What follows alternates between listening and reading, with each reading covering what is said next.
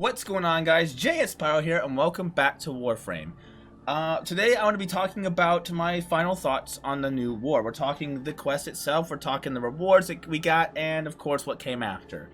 Sorry this took me so long to get up. Unfortunately, some internet issues started happening shortly after my last video, and over the holidays and so forth, and it was just kind of a mess. Also been busy with the holidays. I hope you guys had a wonderful holidays. And you know, I hope you guys got lots of gifts, hanged out with lots of family, and enjoyed yourself. But that being said, let's go ahead and get into this. So let's start off with the quest. Overall, I think it is by far one of the best quests that Warframe has ever had, objectively.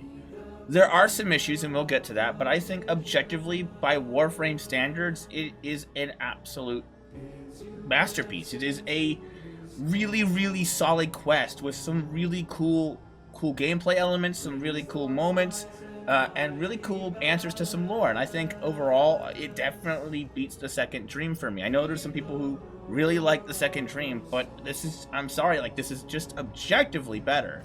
Like, when it comes to like the length, the content, what they do with it, and all sorts of stuff like that. There are problems, and we'll get to that in a minute. But overall, I really liked the quest and the implications it has for the future of Warframe. That being said, I think my problems with this quest can be summed up with 3 words, and I think a lot of you will probably agree with me here. Alright?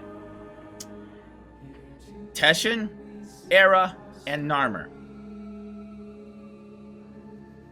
That's it. So, Teshin, right? Let's talk about Teshin. Because they did my boy dirty. Like, really bad. I don't know who decided to do this and why they decided to do it so poorly. But, you know, y'all know. They killed off Teshin. And it was so unceremonious. It honestly reminded me of Destiny 2's speaker moment. You know, when the Cabal campaign, if you ever played Destiny 2, you'll know that moment where you're fighting where Gaul and all of them in the Cabal, when they take over the world, like, and all that shit, like the last city, the speaker's captured, right? And in a weird moment, this fucking dude comes in, punches the speaker in the gut, he pushes a button, he falls to the floor, and then that's it. And you're just sitting there like, wait, is he dead? Hey, are you dead? Like, you don't even know, because it was just so done so badly. It's like, oh, he could just be knocked out. You know? Is he dead? He's dead. He really?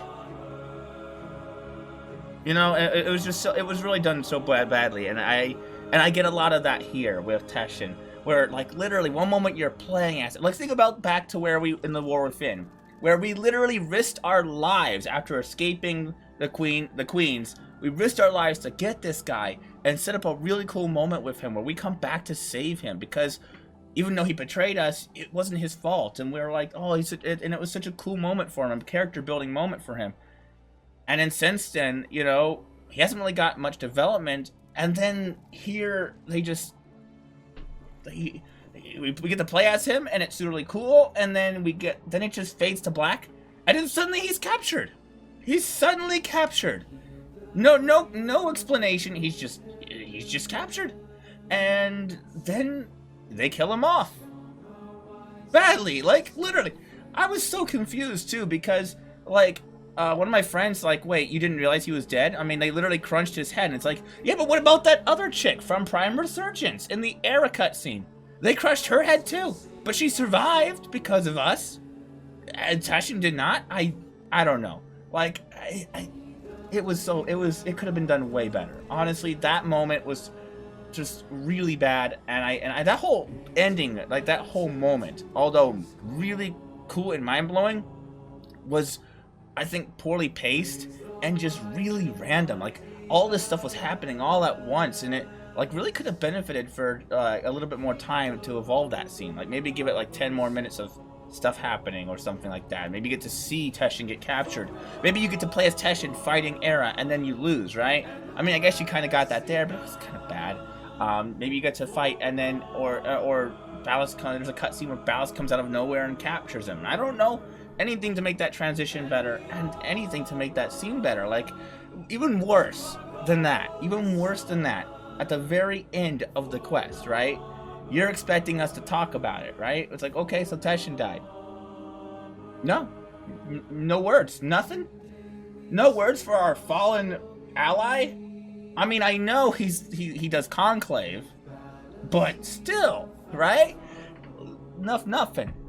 And even and that leads into my problem with Era too, right? Era is another problem with the quest. And the fact that we literally, after this dude does my boy dirty, my boy Teshin dirty, he's suddenly good now? I mean, he's not obviously good. Obviously, he's just, we're in a middle impasse, right? We're in the middle of a truce, like, because, you know, he was only helping Ballast because he wanted to get his people up, right? He wanted to bring his species up and take over the system. And then Ballast has literally gone fucking mad with power and is about to wipe everybody out, including his people. And he's like, yeah, this was not a good idea, right? And it's like, that to begin with, like, was confusing too. Like, the fact that Ballast was in charge. Like, I get if that's the story you wanted to tell, that's fine and all. But if we go back to, like, again, the Era and the Maker cutscenes, they really set up Era to be much more of, I get it was like a fake, like a facade, or like, you know, a facade and stuff, but like, they really set it up though. They really did make you want to believe that Era was this menacing force that we would have to face. And, you know, like that, and nothing at all.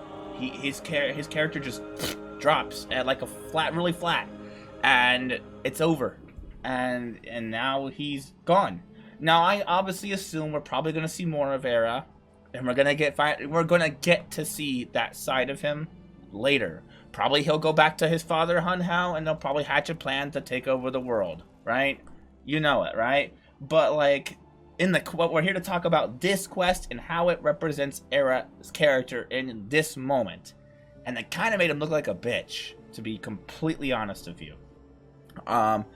And so yeah, it was very, very, very confusing with that whole section. And then Namor in general, I think, could have been a bigger proponent, because this quest was called The New War, and there really wasn't much war going on. I mean, I get that, like, they took over the origin system, and it's like, okay, but like, that was it. The war was kind of, there it was, and now it's done, and now you gotta stop fix it, right? So there really, for a new war, there really wasn't much in the way of war, right? But then again, that's probably my least big complaint. Honestly, that didn't bother me as much as it did a lot of other people. But it is still a problem that's worth talking about. Outside of those the weird transitions, outside of out of those three things, there is one more problem with the quest that I feel like needed to be addressed. And that is, believe it or not, even though this quest is one of the biggest quests in all of Warframe, there were some things that really were left quite unexplained. And maybe that's on purpose. Maybe they want to do that. But at the same time, I feel like, again, you're set the expectation, and then didn't deliver exactly what was expected, right? And I think a lot of people will probably note that there was a lot of scenes that were just felt like they were cut short. Like, it really felt like in sections there was missing content, right? Just a section that was gone. Like, and the biggest example of that is when when we switch back from the Drifter to our Operator, right? And then the Lotus goes sky high up to fight Ballast. And then we get to see the cutscene with, you know, Ballast, and he's mad. And then it cuts to us just going to the Zeramon of all places. And then our Warframes are back, Ordis is not dead, and... what? Wait, what? It feels like there's a whole section of Arteno going back to the ship, fixing Ordis, turning on all the systems and Warframes, and flying up, right, into space, that should have been there but wasn't, right? And it really does feel like really disjointed, and maybe it's better, maybe they'll explain it better in like a future quest, but it really did feel like a weird transition. So outside of that, I think those are the big problems I had with the quest in general. And don't get me wrong, although I am complaining about certain parts of the quest, that doesn't mean I hated it, alright? I want to make it big clear that these are just objective problems. Like, I'm here to review it, right? And give my thoughts. And these are problems that I did have with the quest. outside of that, I still absolutely loved it. So if you're feeling like I hated everything, don't. I enjoyed it. It was great. It was awesome. It was beautiful. I had a fantastic time. But these were issues.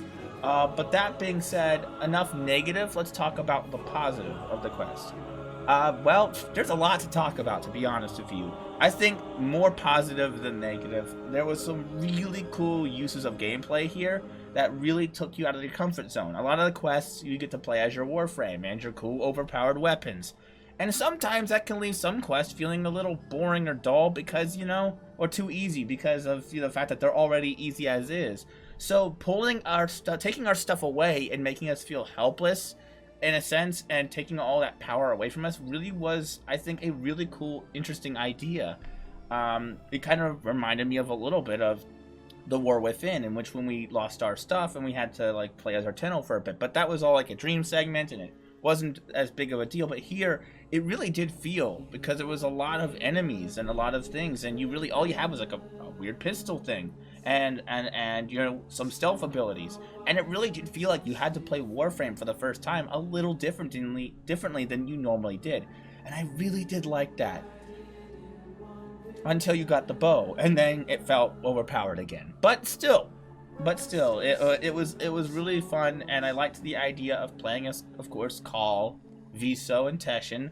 Really cool divergence from gameplay. Although Teshin, I think, was my least favorite at looking back. Mostly not because I thought I didn't have fun with his kit, but more like he was probably the closest to a Warframe than the rest of them. Like, he really felt more like a Warframe than the rest of them. And so you lose some of that. I really liked the interesting nature of playing a Grineer soldier with no Tenno abilities, no bullshit, just a plain-ass Grineer and a plain-ass Corpus. It was just really cool. But did you have to give him the plinks? Did you have to give Viso the plinks? Oh my god. Anyway, but regardless,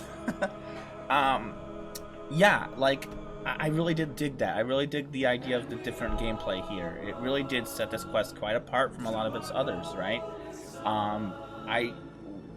So gameplay-wise, I thought it was really amazing, and it utilized a lot of the stuff. Although I didn't understand the use of the Necromech. Like, I really didn't. I mean, it was kind of just shoved in there. It really did feel shoved in there. Although the railjack segments were cool, and that it was really nice. The bosses, talking about the bosses, the Archons were great, except the last one. The first two that you do are amazing. They're really cool fights. They're still pretty easy, and and the fact that they give you no consequence for death because the stalker just raises your ass, I feel like was kind of a, I don't know. I feel like they shouldn't have done that. I really felt like they shouldn't have done that. I guess maybe because it's a story quest. It's really just about the story. But I mean, other games don't do it, and it's fine. So I think they shouldn't have just given you infinite lives and infinite, like, shit. Like, if you die, boss resets. I think that would have been fine. But maybe a little bit annoying for the Warframe crowd. Not for me. I think that would have added a little bit of challenge and a little bit of actual tension to those fights. But mechanically, they were really fun. There were times where I did really feel like I was having a hard time maneuvering around their attacks. There was actually some challenge there. Not a lot, but there was some. And I think mechanically they were great. And I would like to see more boss fights like this, TE. More of that. That was awesome. Except for the last one. As I said, once you get your Warframe back, like I said, you saw it. I one-shot that dude. It lost all uniqueness and all tension once you get your stuff back. And so that last fight was kind of underwhelming with the Archons. But then we get to the Ballast fight. Story-wise, okay. Thematically, it was awesome. Mechanically, could have been better. I think there was a lot of repetition with, you know, doing stuff and stuff. But I think a lot of people really would have loved to actually go toe-to-toe with Ballast, rather than feeling like we're dancing around him. It really felt like we were more defensive than offensive in that fight. And that really didn't, yeah, I would say so. Yeah, it really felt more defensive than offensive when it came to that fight. And I think a lot of people would have preferred a more offensive approach to Ballast's fight than that, because a lot of times you really just swung your sword out of him and he just knocked you out of your frame, and you you couldn't do anything to him until specific moments, and it kind of pulled the rug out under that fight. That fight was kind of a little weird. Like I said, thematically and storyline wise, I think it was great. I think it was flawless, but because of that, it suffered on the gameplay aspects of it. Overall gameplay, I think there was a lot of great stuff here, more good than negative, and I would love to see more of it in the future quests. Moving on to, of course, story and lore. The story and lore of this quest, I think, is really, really good. There are some issues, there are some plot holes, but overall, I think it was really well done, and I like what they did with it. I like the themes of it, and yeah, I really quite enjoyed myself. Especially those moments where you're just left, what the fuck? Like the biggest one being, of course, the man in the wall appearance at the end there. Like, just comes swooping in with this huge fucking wall, speaking like the ancient language, Vom, Zada, Foss, right? And you're just like, what? He's just coming out like, and you're just like, the fuck is that? it was just out of nowhere. And really crazy, but I kind of liked that though. I liked the weirdness of it. Like, you were in this moment and it just pulled you out of it like so hard, and you just left mouth gape. What is happening, right? And I think my favorite part of the story and lore of this quest was right at the end where we carried Lotus, because if it just doesn't come full circle because if you all remember the second dream, Lotus picks us up and carries us, sets us in our seat, and we go through this huge dialogue exchange, which is exactly what happens at the end of this quest with Lotus. Except now we're carrying Lotus to her seat, and there's some dialogue exchange, and also, a lot of the callbacks to the second dream, where it's like, I thought I was, and such like that. How do you feel? It was so cool. It was so cool. I didn't bring it up in the quest, and I apologize but I did notice. I did notice, dear viewer. I did notice that. Yeah, and that was just really, really cool. Overall, the Zeramon stuff was really cool, and especially the meme potential with the, right, like that scene. It's so good. I can't wait to see all the stuff that comes out of that. But that being said, I think the quest overall, good or bad, I think was really, really good. It's not perfect, and it could have been way better, but objectively, it was a really, really good, solid quest. One of the best that I think we've ever had in Warframe. And it gets me really excited to see what comes next. Now let's talk rewards. Now that we got that out the way, let's talk about rewards, because rewards are important. You want to feel rewarded after going through such a long gauntlet, and so let's go ahead and talk about that. Of course, we have the Drifter, which is what I'm wearing right now, as you'll see here. I did say in the quest that I'm going to be rocking the Drifter from now on. I only chose Operator because, well, it felt right for the story, as well as I didn't know if it would have really terrible implications for the Lotus, but of course it did not. But hindsight 2020. Regardless, I am full pro Drifter, so I'm playing as the Drifter now. And if I can make one solid request about this reward, the reward is cool, being able to play as the Drifter anytime we want. But DE, for the love of God, please start adding stuff.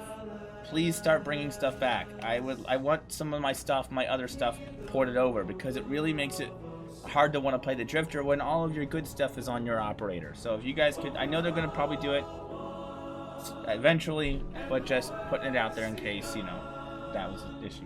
Regardless, we also had some new ship decorations added to the game as well. I actually bought a few so I could get some cool, so I could redecorate in here. But yeah, we got some new Zeramon stuff. I don't have everything, but yeah, those tables are the Zeramon table that we kind of ate at. It was really cool. And stuff like that. So there's new ship decorations. There's new art as well. We got Call 175 up there, and of course we got Teshin's picture. So we got new art, new decorations, the Drifter. We got a new mode amp. The Sirocco. which is really cool, although it's kind of bugged. Like, for example, if I go to here, you'll see that well, first off, it kind of just disappears, weirdly. But you're supposed to be able to change a skin here, but you can't. And it's because, of course, you have to actually go to your operator, and of course now you can change the skin back and forth. I don't know why that's not on the Drifter, but I can tell you this much: it definitely makes me believe that the Drifter was half-baked. I feel like of all things in this quest, rewards in this quest, the Drifter, although cool, was really half-baked. Like I said, a lot of the stuff isn't ported over. There's definitely some bugs and issues, and yeah, it definitely felt like really thrown together. But that being said, it's still a cool reward, and of course this is all temporary. We're gonna get the stuff, we're gonna get these things fixed, and that being that. Anyway, let's go ahead and continue our adventure. We do have some new customization for Lotus. This is really cool. I did have a reaction for this. I was recording reactions to stuff. Unfortunately, OBS decided to literally glitch out, error out, and screw up my recording. As I was doing it, I got an error pop up, and my footage was gone. And so was this. Thanks, OBS. But yes, so sorry about that. There's nothing I can do about it. I apologize. But that being said, we do have new customizations for the Lotus, and yeah, it's really cool. It definitely makes me feel very validated on my choice in the quest, because if you remember, I really wanted this look. I really wanted to, get rid of that helmet and stuff like that. But I couldn't do it because it just didn't make sense lore-wise. And I'm a lore guy, so that's that thing. But we will be, I will be getting those skins, by the way, just saying.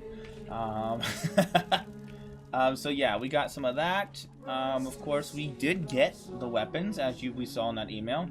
I did get Caliban. I'm planning on upgrading him soon and testing him out, making a video on him. Keep an eye out for that. But we did get the Nataruk bow, which was an absolute beast in the quest, and after taking it to an Earth mission and checking it out, still a beast even after. The Rumblejack, but I didn't think I was gonna like it at first. I'm not into these weapons, so I probably won't be using it. But that being said, based off of its stats, I think this thing actually might not be terrible. I mean, I have to do some more testing, obviously, but it's got a 40% status, and this is unmodded, so I think this thing actually has a potential to be a really good status applier, but we'll have to see. I haven't really put it to the test yet. I'm not sure still yet about that. But yeah, Nataruk bow, really powerful. Another thing that we did get is, of course, we did, actually, I almost forgot about something. We got the ship decorations. So we got the picture here. Let me go ahead and just go in decorator mode so I can show that off. There we go. There we go. We got the, of course, picture of what I assume to be our parents, because, the description kind of makes it seem like that. They don't outright say it, but it's kind of obvious. And I think that's kind of us in the middle there, holding us. And of course we got Ballas's weapon. Such a shame we didn't get to use his weapon. Real shame that it's been relegated to just a simple ship decoration. But whatever. It's cool, and I put it next to my portrait of Ballas, so that I can wake up in the morning and do my morning fuck you to him. As always, right? That's what you do. But yeah, really cool stuff there. Going over to our star chart, we can actually see that we can at any time go to the drifters camp. We can actually park ourselves there. Got some stuff, don't care. Okay, I'm gonna take some Nordos, okay? So yeah, there we go. We are at the drifters camp, so you actually get to keep this, which was really cool. And it's really awesome. And also you can decorate outside. I did check that. You can actually decorate outside, which is really cool. And it kind of really gives you the sense of player housing, although there is some issues that I really wish DE would change. that is, you cannot invite your friends here. You cannot invite. I tried it already, and the invite to orbiter option is completely turned off whenever you're in Drifter's camp. So you can't go ahead and sit by the campfire with your friends and tell spooky stories, which is really sucks. DE, please change that. But also something I didn't realize during the quest that I do now, because my friend told me about it, is that this is here. Which, how did I miss this? How in the hell did I miss this? But yeah, you get this whole space, and it's really cool. Like your own little personal play place. Again, it would be a lot better if I could actually get my pets to come out here. If I could place my pets outside and let them run around. You know, what if I could actually let all my crew bros out and my Kvats and have them running around, the ones that aren't equipped, and have them like play outside and shit. That would be really, really cool. I think DE should also look into that. But yeah, it has a separate decoration count. So the orbiter and the landing craft in the orbiter itself has its own decoration count than outside. So outside has a separate count. Still very small, but hey, better than nothing. Maybe DE can expand upon it in the future. Although there is another bug that I do want to detail here, because I want to make sure that these are put out there. We go to our operator, and we go to appearances. If we go, that's right.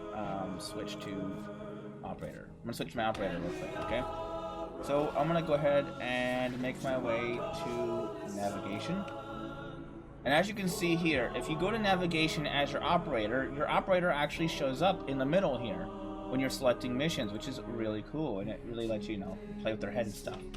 But if you go to and switch to Drifter, and we go to navigation, as you will see here, it just automatically defaults to your Warframe, which is a problem.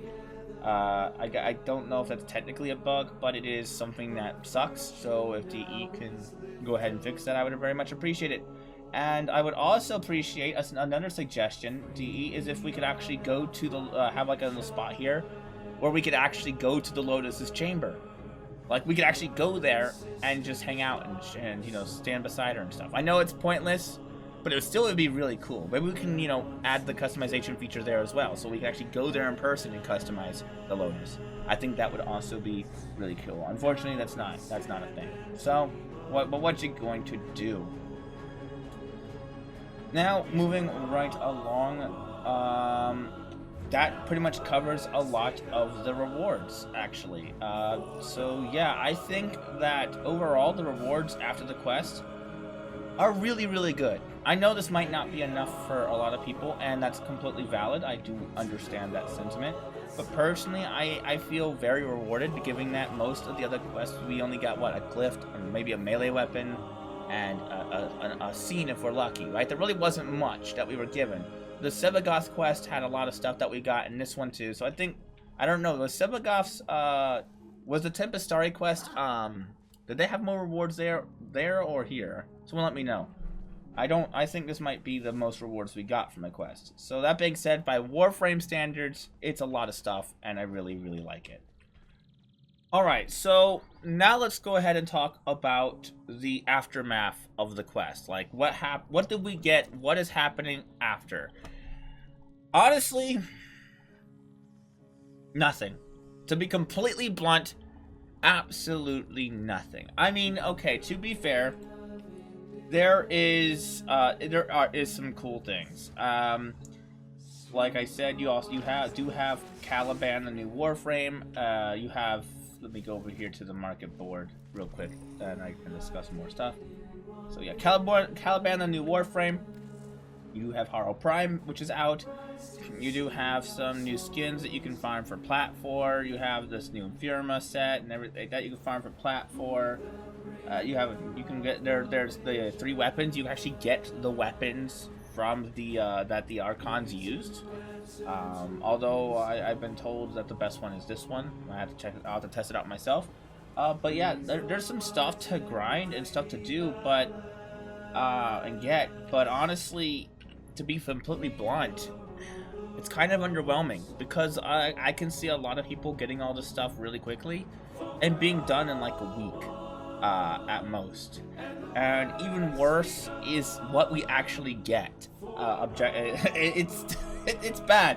It's definitely rubbed a lot of people along the wrong way, and I cannot blame them. Waiting for my thing to stop talking. Thank you. Anyway, so pretty much the only changes that you really get, and I'm not even joking you, is some slight difference, very slight differences in the plains of Eidolon, where there's some Chondrics still laying down. The tower is still destroyed in Cetus. And that's pretty much all the cosmetic changes you get, as well as a new bounty that shows up during the daytime. It's an armor bounty. It's called, and it's pretty much how you get the new weapons, and some like 3 new mods and stuff, and the crafting resources to actually build them. It's like I said, it's also how you get some pieces from Caliban, and the same goes for Fortuna. Fortuna actually sees one of the biggest cosmetic changes, as the change from the quest is still there. So you still have the quest look in the actual place, as well as the open world itself. Orvalis maintains its grassy form, which is cool, which is really cool. I actually really do like that. But at the end of the day, it's still an open world, and you either love it or you hate it. And since the content, all the new content was relegated there, and it's really not that much, it's kind of underwhelming. I'm not gonna lie.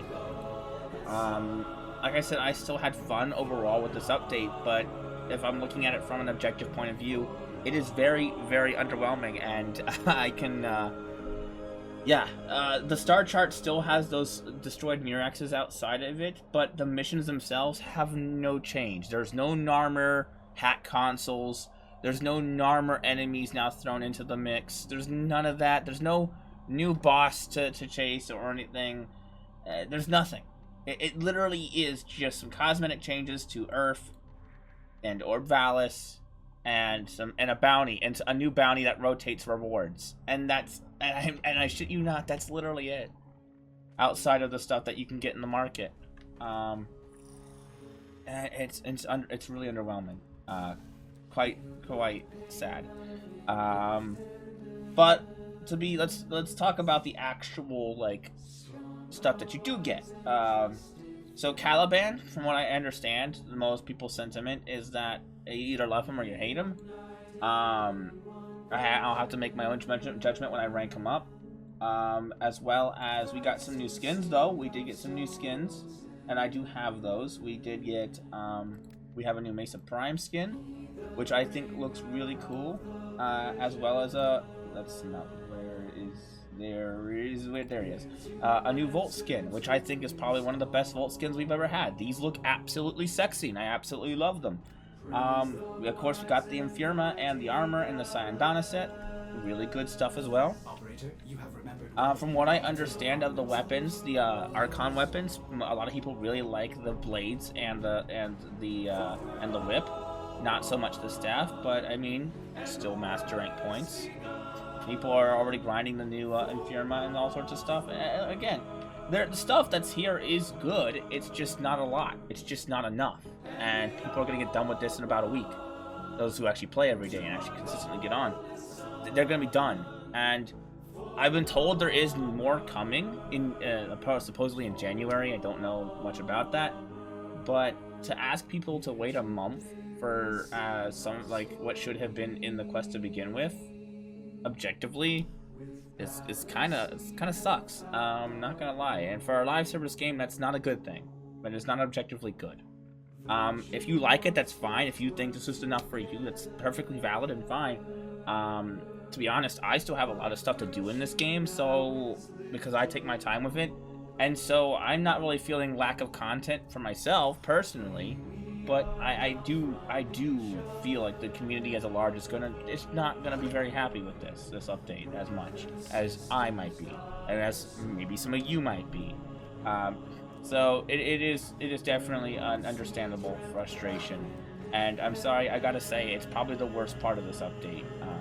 To be unfortunately blunt. I'm sorry, DE, but I gotta be honest. It's a review after all, right? But yeah, that pretty much covers that. And yeah, I will maybe making videos on the new Warframe as well as the weapons themselves once I manage to farm them and craft them and get them together.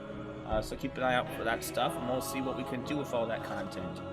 But that being said, that's pretty much the new war update in a nutshell. Now there are some things, there's one more section I do want to talk about before we end this video, and that is some missing lore bits. All right, I want to talk about lore stuff because I'm a lore guy and I love the lore. I'm gonna be making separate videos on some ideas and theories and stuff, talking about stuff separately.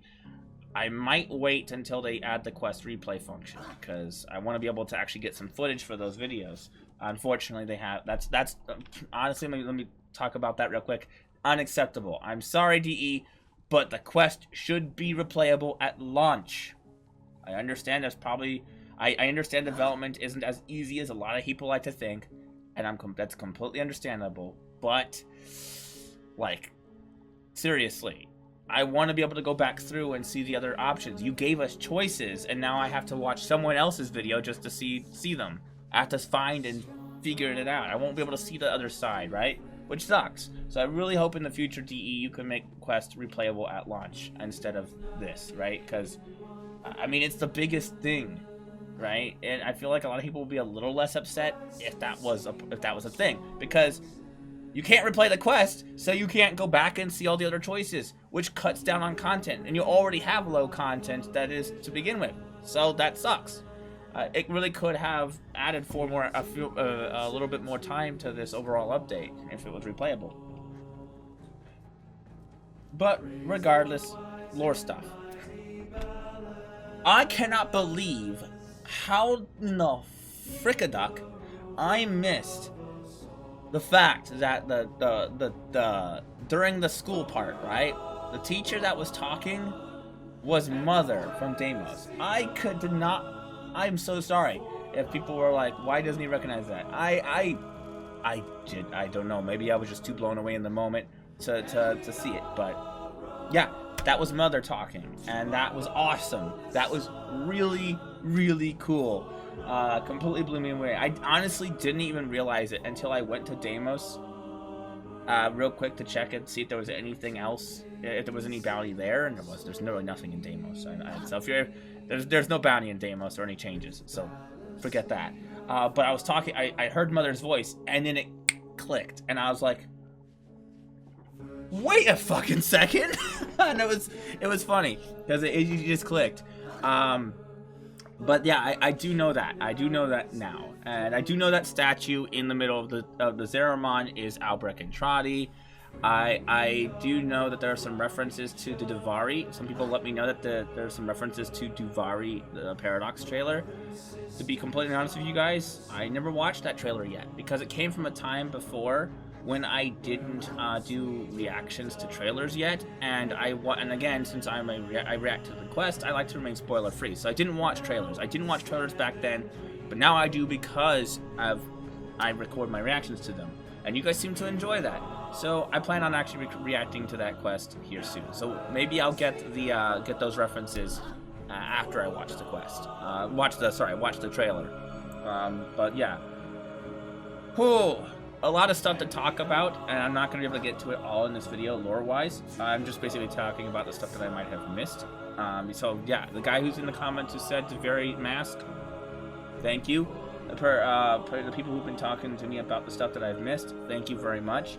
I do notice. I do now see what I missed. I did get it, and yeah, really, really looking forward to making lore videos on that. But I really am happy with a lot of the answers to the lore that we got. Confirmation that the Man on the Wall exists, that an alternate dimension exists, and it has ties to the Drifter, which is really cool. I liked the idea of bringing back Hun Hao and actually confirming, yeah, he, as I suspected, he was not dead. A lot of people actually thought he was dead, but he wasn't. And again, because he has fragments. All we destroyed was a piece of him, a fragment of him. And that was it. And so people didn't seem to realize, because if we actually, hold on, let me point it out. I think I need to point this out. it was quite obvious, because if we go to the second dream, where is it? There we go. View cinematic. If we actually come in here, you will see, like, right in the background there is an empty space, and that's where Hun Hao normally sits, right? But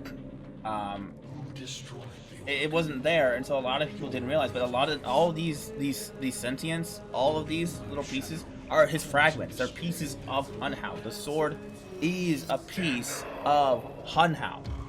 And so it's not his full body. Obviously, you saw the full body, and he's pretty much just hidden down there. I think he actually might show up here. Let's give it a minute, real quick. But here we go. There he is. He's getting the sword. Where is it? Oh, look, there. They just fell. So I think those sentients, that right there, I think was a moment where the sentients all basically died. A bunch of his fragments died to shove up basically his brain into that sword. Is it gonna show it? Yeah, there it is. See, there it is, right there. There's Hun Hao, and a lot of people didn't realize he was a bigger picture, and so yeah, that's the thing. Let's go ahead and end that. But yeah, I knew he wasn't dead because of that cutscene there.